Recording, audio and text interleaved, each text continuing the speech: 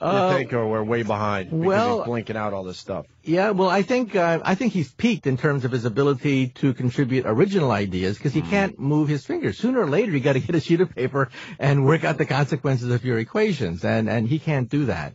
But, you know, he basically is sort of like a North Star.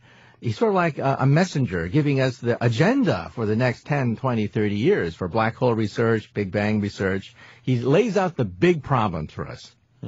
So is he as smart as Einstein or smarter? Well, I think he's the most celebrated scientist since Einstein, but I think even he would say that Einstein outshines us all. Einstein, out of nothing, out of almost nothing, created relativity. What Hawking has done is he's taken Einstein's theory and tried to combine it with atomic physics. Now, there's something I want to ask you, too. It's like black holes, okay? They say if you're going into a black hole, if you're within the event horizon and you're getting sucked in, but they say somebody watching you from the outside wouldn't just see you getting sucked in and disappearing. Like if you're watching someone, like say you're 10 feet beyond the event horizon, what would you see if somebody kind of crossed over that and began getting sucked into the black hole? Okay, first of all, the event horizon is a sphere surrounding the black hole. It's the point of no return. So a black hole is like a Roach Motel. You check in and nothing ever checks out. So the event horizon is the boundary at which you check in and never check out again.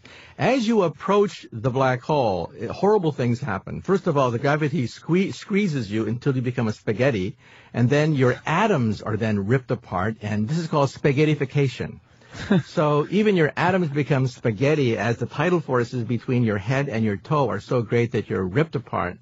And as you pass through the event horizon, then, of course, you get toward the black hole, and then you die.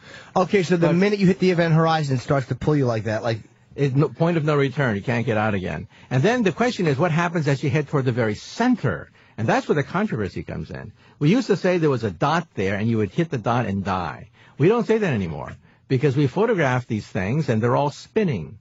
A spinning black hole collapses to a ring, not a dot. A ring, centrifugal force keeps it afloat.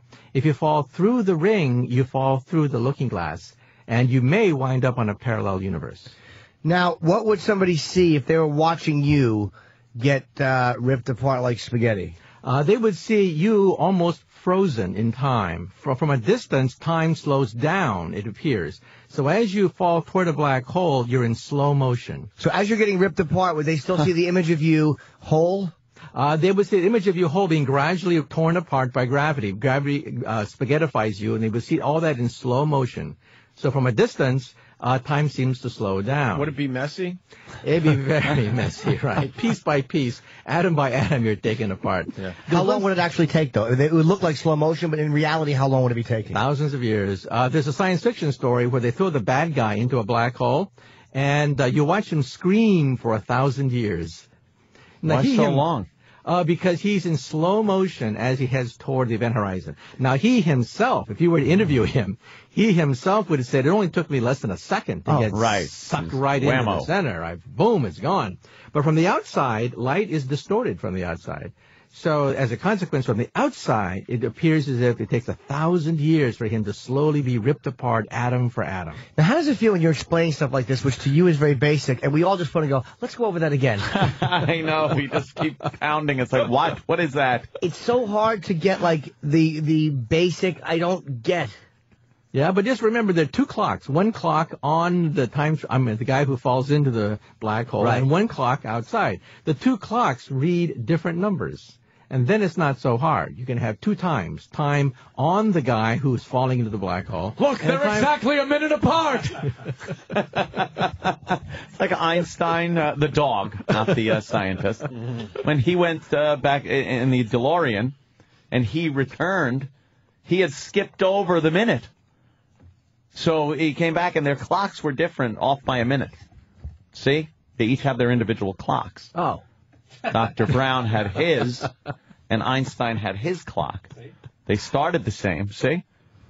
They started the same, and then they ended a minute different. Because the travel was instant for Einstein, but it took a minute for Doc Brown to see the DeLorean come back. Einstein used to say that he put a clock everywhere in the universe, each one beating at a different rate, but in reality he was too poor to actually buy one for himself. Oh, those physicists and their jokes. We couldn't take care of Einstein and get him a damn clock. Hey, what about Lost? Ann loves the Lost. Well, I don't want to ruin. I'm not a spoiler. Oh, is that like the problem? that? Because they have delved into time travel on Lost. Right. Okay. And let me I'll be vague. I won't use names or anything like that. But if there's a circumstance where somebody goes back in time and shoots somebody, would that shot person have always been shot?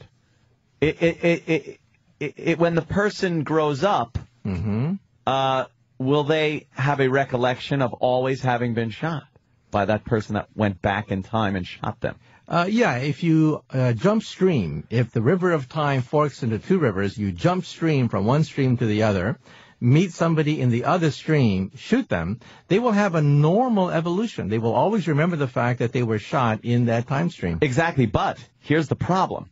What if the fact that you shot that person was based on the way the person was because you shot them? How can you be on the basis of what you were in the past? How's See, that possible? here it is. You shoot somebody. They grow up now and eventually meet you. And the reason that you shot them as a child is you knew how they ended up when they grew up. Oh, you knew the future, right? It's you know the future, so you shoot them. But the only reason the person ended up that way is because you had shot them. You didn't kill them, by the way. You injured them. Well, you created an alternate universe. This is called the many worlds theory in physics. You've created an alternate universe where there's another fork in the road, and that fork, this person has a whole new life, independent of the life you thought he was going to lead. But then they do grow up again and do annoy that person enough where the person wants to go back and shoot them as a child again, and you end up in a loop. I think it's time for the people in white coats to take this man away. Ant's actually spinning his finger in a circle. I am. Like explaining to Dr. Kaku what a loop would look like. Paradox, a loop. I think he's lost it. But it would. Look, he's babbling. He's babbling. I'm babbling. He really is a damn fool, isn't he? I can't even tell him I'm not because he would know. Yeah, of I'm course you are. babbling. And he has his hand up and he's making the circle motion. It's like a loop and his eyes are wide. But it makes a paradox loop where history keeps repeating itself. But it doesn't, you see, because the river of time kept forking, so there are no loops. If the river of time keeps on forking, there are no loops. Loops are whirlpools in the river of time. Whirlpools do cause contradictions, because you can go backwards in the past and meet yourself as a child and kill yourself as a child. Yes. So loops cause problems. But if you jump stream, then the stream simply forks again. So there are no contradictions. They're simply parallel realities, parallel versions of you. But are you thinking, like, we all have one, like, you have one brain, one personality. So is there possibly another person, like, am I possibly another personality somewhere else? No, you're babbling. No, I'm not. Once I start doing air charts with my fingers to show basic shapes, I was doing this. It's a loop, Doctor, as opposed to the square that you might think it is. And spinning his hand in a circle. We're all trying to show our intelligence and failing miserably. You know, we're like, I'm showing that I'm the dog who brings the paper, and you're the dog that wags. That's how smart we look. I'm the dog that wet the floor. I just made wet on the floor. Let me try one. All right, Opie. Nostradamus and his quadrants. Oh, okay. Quatrains. Quatrains. His quadrants. And his quads. You tried, failed miserably. There. Nostradamus. That guy scares the hell out of me when that show comes on TV. Help me out so I can sleep at night. What is he all about? Oh, yeah. Well, Nostradamus, I read him as a child because people would talk about the fact he predicted the future into the coming centuries, right? It's a political allegory. It was metaphors, different things. He wrote basically in code. And so he would criticize the powers that be in code. But if you don't know what his code was several hundred years ago, it comes out as a bunch of gibberish. So he says things like an emperor will rise from the east and battle a king from the west.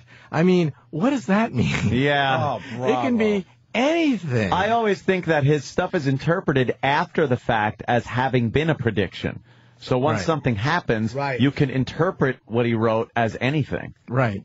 And so people right. have taken Holy the jeez. same quatrain and given numerous interpretations for the very same quatrain. Right, yeah. And, which version you're going to choose. They're all allegorical, and they were political. He was actually criticizing the political elite of the time in his own code. And so looking at it today, it just comes out super mystical. Yeah. So you could read I agree. anything you want into concur. it. Yeah, I concur. So you don't think it's possible then for him to have seen the future? Like with jumping rivers, is it possible to see the future?